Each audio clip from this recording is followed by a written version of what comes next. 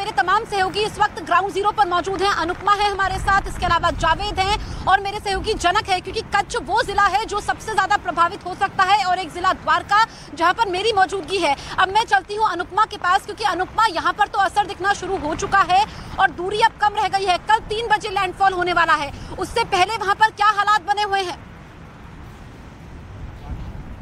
बिल्कुल जसप्रीत, देखिए कहा जा रहा है कि कल जो है कच्छ से जो है ये चक्रवाती तूफान जो है वो टकराएगा, क्योंकि कल का दिन बहुत महत्वपूर्ण हो जाता है। 15 तारीख का वो दिन था जब कहा जा रहा था कि कच्छ से टकराएगा, लेकिन आपको याद होगा कि आधे घंटे पहले जब लाइव में हमने ये तस्वीर आपको दिखाई थी तो समंदर का पानी थोड़ा सा नीचे जरूर था, लेकिन अब समंदर का पानी काफी तेजी से जो है वो बढ़ रहा है। आप देखिए ये आसपास के जो हमने पिछली बार भी आपको दिखाए थे कि जितने पेड़ थे वो किस तरीके से पानी में डूब चुके हैं, जो झोपड़ियां थी आसपास उन सभी को खाली करा लिया गया है। करीबन देखिए आप सिर्फ अगर कच्छ की बात करेंगे तो 39,000 से ज्यादा लोगों को खाली कराया गया है। यहाँ पर जो लोकल पुलिस है वो भी यहाँ पर लगातार मौजूद है, ताकि अगर कोई आदमी यहाँ पर पहुंचे, जो शख्स यहाँ पर पहुंचे, उनको यहाँ से हटाया जा सके, क्योंकि यहाँ पर समंदर का पानी जो है वो काफी तेजी से बढ़ रहा है। मैं एक बार आपको नसीब सिंह से कहूंगी एक बार आगे की तस्वीरें जरूर दिखाएं कि देखिए समंदर की लहरें जो है वो किस तरीके से चीख कर ये बताती हुई कि चक्रवाती तूफान जो है वो कितना ज्यादा खतरनाक जो है वो साबित हो सकता है, क्योंकि कच्छ से ये टकराएगा। आपको याद होगा 98 की जो हम बात लगातार कर रहे हैं, जिसमें 10,000 से ज्यादा लोगों की मौत हुई थी, उसमें जो है उसका भी आई सेंटर जो है वो कच्छ था और कच्छ का कांडला इलाका ही था। और इसीलिए आप देखिए जब हम यहाँ पर पहुंच चुके हैं, हालांकि काफी सावधानी से हम आगे बढ़ते हुए, लेकिन फिर भी मैं आपको पीछे की तस्वीरें दिखा रही हूँ जो ये लहरें ऊंची है। हालांकि देखिए कल कहा जा रहा है कि 12 बजे के बाद का जो समय उसमें कहा गया था कि बारिश जो है वो होगी और हुई भी हल्की सी बारिश, लेकिन अब समंदर का पानी लौटेंगे आपके पास, हम जनक के पास जाएंगे। जनक पर जाने से पहले जल्दी से मैं तस्वीरें यहाँ की दिखा देती हूँ। आप देखिए कि यहाँ पर खड़े रहना मुश्किल हो रहा है, क्योंकि हवा की रफ्तार काफी ज्यादा है और ऐसे में कल जब 135 से 150 किलोमीटर प्रति घंटा हवा की रफ्तार होगी तो मंजर क्या होगा। लेकिन जो ये लहरें हैं ये डराने वाली है। लहरों की रफ्तार आप देख सकते हैं, इसकी ऊंचाई आप देख सकते हैं, और यहाँ की, क्योंकि द्वारका धर्म भूमि है, धर्म नगरी है, देव भूमि है, यहाँ पर देवताओं का वास है, काफी मंदिर है, लेकिन सबसे अहम है द्वारकाधीश मंदिर। वो तस्वीर मैं आपको दिखा देती हूँ जो सबसे अहम हो जाती है। मेरे सहयोगी विकास अगर आप दिखा पाएं, क्योंकि जो 2 ध्वज फहराए गए हैं द्वारकाधीश मंदिर में, दरअसल माना यह जाता है, मान्यता यह है कि जब भी 2 ध्वज फहराए जाते हैं तो बड़ी से बड़ी आपदा भी कुछ नहीं बिगाड़ पाती है, यानी कि आपदा जनहानि नहीं करती है, ऐसा अटूट विश्वास है। और यहाँ पर जो ये ध्वज है ये दर्शाते हैं चंद्रमा को, ये दर्शाते हैं सूर्य को, यानी कि भगवान कृष्ण की नगरी। जब तक इस धरती पर सूर्य और चंद्रमा है तब तक भगवान कृष्ण इस धरती की, इस नगरी की रक्षा करते रहेंगे, ऐसी मान्यता है।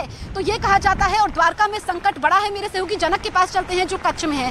जनक, अगर मैं गलत नहीं हूं तो 1998 के जिस तूफान का हम जिक्र कर रहे हैं, जिसमें कई लोगों की जान गई थी, उसके बाद इसे सबसे भीषण तूफान कहा जाएगा, या फिर हम गुजरात में पिछले 5 सालों का इतिहास देखें तो चौथा बड़ा तूफान?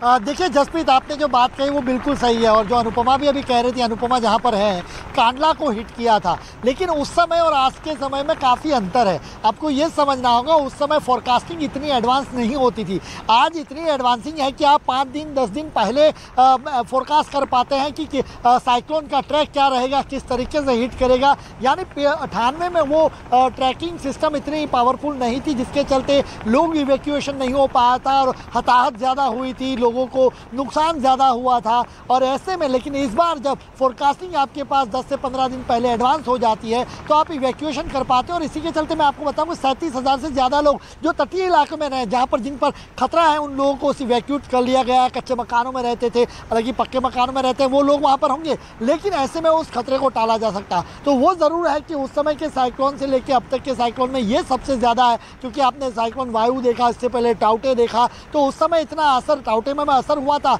70 जितने लोगों की जान भी गई थी, लेकिन ज़्यादा नुकसान नहीं कर पाए और लोगों को कम से कम कैजुअलिटी के अप्रोच के साथ आगे बढ़े, सरकार ने इवैक्यूएशन कर पाया। तो यहाँ पर स्थिति यही है कि इस बार भी कम से कम कैजुअलिटी हो। ठीक है, कोशिश ये है कि जीरो कैजुअलिटी हो। जनक रहिए हमारे पास, आपके पास हम लौटेंगे। दरअसल कच्छ में जहाँ पर हमारे तमाम सहयोगी मौजूद हैं और हम द्वारका में हैं, द्वारका तट से मेरे सहयोगी की एक रिपोर्ट है जहाँ पर वो तस्वीर दिखाने वाले हैं कि इस वक्त वहाँ का क्या मंजर है, कैसे निपटने की तैयारी वहाँ पर की गई है। एक रिपोर्ट के जरिए हम आपको दिखाते हैं। गुजरात के जो कोस्टल एरिया में सबसे ज्यादा इफेक्ट होने वाली है वो द्वारका है, जामनगर है, और सबसे ज्यादा इफेक्ट जो टकराने वाला है वो माना जा रहा है कि जखौ बंदर यानी कच्छ डिस्ट्रिक्ट में जो साइक्लोन है वो यहाँ पर टकराएगा। लेकिन उसके पहले की जो स्थिति है समुद्र की वो भयानक है, डरावनी है, क्योंकि मैं आपको दिखा रहा हूँ, जो दृश्य दिखा रहा हूँ, जो विजुअल दिखा रहा हूँ, ये विजुअल है द्वारका के। द्वारका प्रसिद्ध मंदिर है, यहाँ पर जगत के नाथ जो द्वारकाधीश है उनका ये मंदिर है।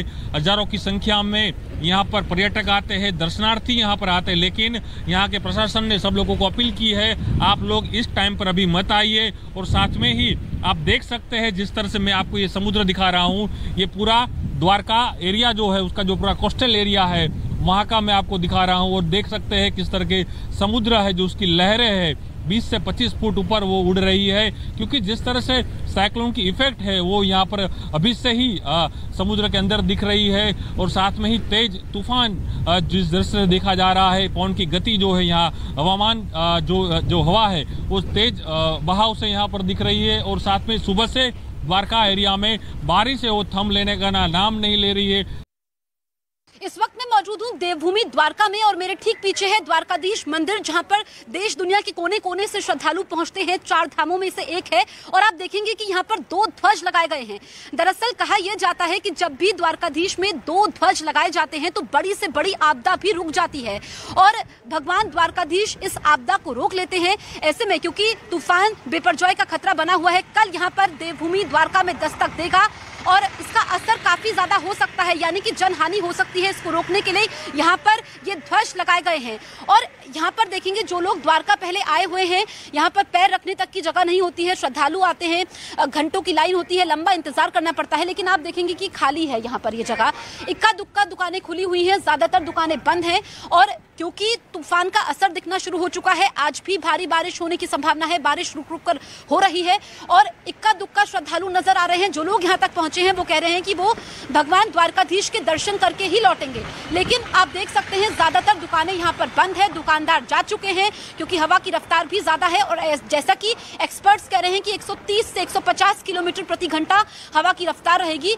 तो और पूरे इलाके में पिंगलेश्वर का इलाका और यहाँ पर पूरे जो 300 लोग थे, जो बहुत छोटा सा कस्बा है, वहाँ से सारे लोग को रेस्क्यू कर दिया गया है, सुरक्षित जगहों पर दिया गया है। और देखिए अभी मैं दिखाऊंगा कैसे तेज हवाएं चल रही है, इतनी खतरनाक तेज हवाओं के साथ साथ बारिश भी हो रही है। मुश्किल हो पा रहा है यहाँ पर खड़े रह पाना कि कैसे किस यहाँ पे देखिए तेज हवाओं के साथ ये बारिश होती है, तो ऐसे में रिपोर्टिंग भी मुश्किल हो जाती है। लेकिन न्यूज़ 18 इंडिया मौके पर है, यहाँ पर जखौ के पास आपको हर तस्वीर वो पहुँचाएगा। सामने जीरो विजिबिलिटी है, आप कुछ न देख पाए उस तरीके की स्थिति। और ये देखिए कितनी तेज हवाएं चल रही हैं और यहाँ लिटरली खड़ा रह पाना मुश्किल हो पा रहा है। ऐसे में देखिए यहाँ पर 37,000 से ज़्यादा, गुजरात की बात करूँ 37,000 से ज़्यादा लोगों को रेस्क्यू कर लिया गया है, सुरक्षित जगहों पर पहुंचा दिया गया है। जो लोग नहीं निकले घरों से वो इस तस्वीर को देख ले, इस मंजर को देख ले कि अभी ये साइक्लोन हिट नहीं हुआ, साइक्लोन हिट होगा तब क्या स्थिति होगी। अभी ये इससे पहले की स्थिति है, इतनी तेज हवाओं के साथ बारिश होती है और 135 किलोमीटर प्रति घंटे की रफ्तार से जब अगर हवाएं आती है तो उस समय स्थिति क्या होगी, इससे अंदाज़ा लगा सकते हैं। ऐसे में जो लोग नहीं निकल पा रहे या सुरक्षित जगहों पर नहीं पहुंचे वो तस्वीरों को देखकर अंदाज़ा लगा लीजिए, प्रशासन को मदद कीजिए, क्योंकि मैंने कई जगहों पर देखा कि लोग वहाँ पर नहीं निकल पा रहे थे और रेस्क्यू रिलीफ में वहाँ पर दिक्कत आ रही थी। लेकिन ये तस्वीरें कहने के लिए काफ़ी है कि स्थिति यहाँ पर किस तरीके की है। यहाँ पर खड़े रह पाना मुश्किल हो जा रहा है, बारिश आती है रुक जाती है, वापस कुछ मिनटों में बारिश शुरू हो जाती है। हालांकि अभी थोड़ी देर बाद हवाएं थोड़ी कम हुई हैं, लेकिन अभी भी बारिश इस इलाके में पिंगलेश्वर में जारी है। हम तस्वीरें वो पल पर की न्यूज़ 18 इंडिया के स्क्रीन पर आपको पहुँचाएंगे कि किस तरीके की स्थिति है, चाहे देवभूमि द्वारका की बात हो, चाहे कांडला की बात हो, चाहे सोमनाथ की बात हो, चाहे जखौ की हो, मांडवी की हो, नलिया की हो, वो सारी तस्वीरें हम न्यूज़ 18 इंडिया के दर्शकों तक पहुंचाएंगे। तो मेरे सहयोगी जनक की आप रिपोर्ट देख रहे थे, वाकई बेहद मुश्किल होता है ऐसी जगह पर रिपोर्टिंग करना, क्योंकि जब हवा की रफ्तार काफी ज्यादा होती है। और मैं आपको बताऊं ग्राउंड जीरो से जो अपडेट हम आप तक पहुंचा रहे हैं कि मौसम पल पल बदल रहा है, यानी कि अचानक से बारिश शुरू हो जा रही है, हवा की रफ्तार ज्यादा है। लेकिन आप देखेंगे क्योंकि ये जो है ये चौपाटी है, द्वारका चौपाटी, उस तरफ अगर विकास हम तस्वीरें दिखाएं तो कैसे देखिए लहरें उफान पर हैं और अब अभी अगर हम देखें तो खतरा बना हुआ है। आज का दिन इसलिए अहम है क्योंकि कल तूफान ये टकराने वाला है गुजरात के तट से। ऐसे में तैयारी पूरी कर ली गई है और कल जब टकराएगा उसके बाद जीरो कैजुअलिटी हो, लोगों को नुकसान ना हो, यहाँ पर ये पूरी तैयारी यहाँ पर की गई है। आप देखेंगे कि यहाँ पर पूरा इलाका वीरान है क्योंकि ये जो रास्ता है जहाँ पर इस वक्त हम लोग मौजूद है, ये सूर्य मंदिर को जाता है। पीछे आप झंडा देख सकते हैं। पुलिस के जवान जगह जगह पर हैं कि जो भी पर्यटक यहाँ पर पहुंचे हुए हैं, क्योंकि कई सारे ऐसे पर्यटक हैं जो इस वक्त फंसे हुए हैं। यहाँ पर ट्रेन कैंसिल हो गई है, यानी कि कल तक तो वो बिल्कुल भी नहीं जा सकते हैं। ऐसे में उनको यहीं पर शरण लेनी पड़ रही है और इस तरीके से यहाँ पर तैयारियां की गई हैं क्योंकि ऐसे में यहाँ पर जो श्रद्धालु हैं वो यहाँ पर सेफ रहे, उनको कोई नुकसान ना पहुंचे। अनुपमा भी मेरी सहयोगी मौजूद हैं, कच्छ में है। अनुपमा, क्योंकि यहाँ पर हवा की रफ्तार ज्यादा है, अभी इस वक्त वहाँ पर क्या हालात हैं, कितनी टीमें तैनात की गई हैं?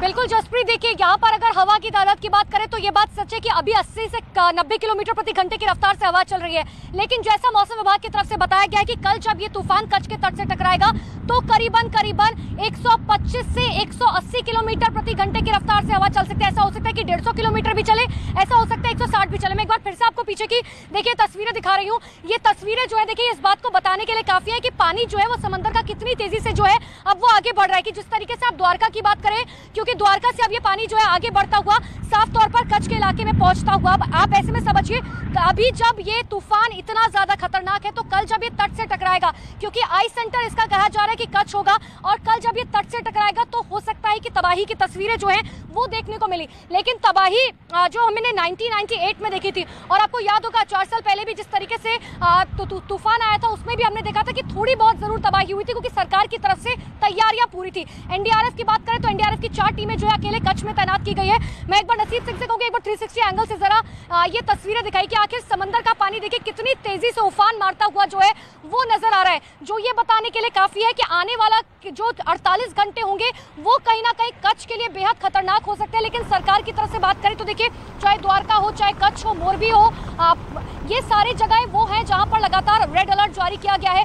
इतना ही नहीं, टीम्स को जो है तैनात किया गया, लोकल पुलिस जो है वो लगातार ग्राउंड जीरो पर मौजूद है और ये कोशिश की जा रही है कि लोग जो है वो समंदर से दूर रह सके। हालांकि हमें भी अलाउ नहीं किया गया, लेकिन एक छोर हम आपको दिखा रहे हैं। सबसे बड़ी बात यह कि देखिए कच्छ की अगर हम बात करें तो कच्छ का उत्तरी छोर जो है वो सीधा पाकिस्तान के कराची से मिलता है, तो यानी कि भारत में तूफान का जो असर है वो पाकिस्तान के कराची में भी देखने को मिलेगा। और इसीलिए यहाँ पर जहाँ एनडीआरएफ ने मोर्चा संभाला हुआ है तो पाकिस्तान में सेना जो है उसने मोर्चा संभाला की भी 13 टीम वहाँ पर मौजूद हैं। इसके अलावा DUT में भी एक टीम तैनात की गई है।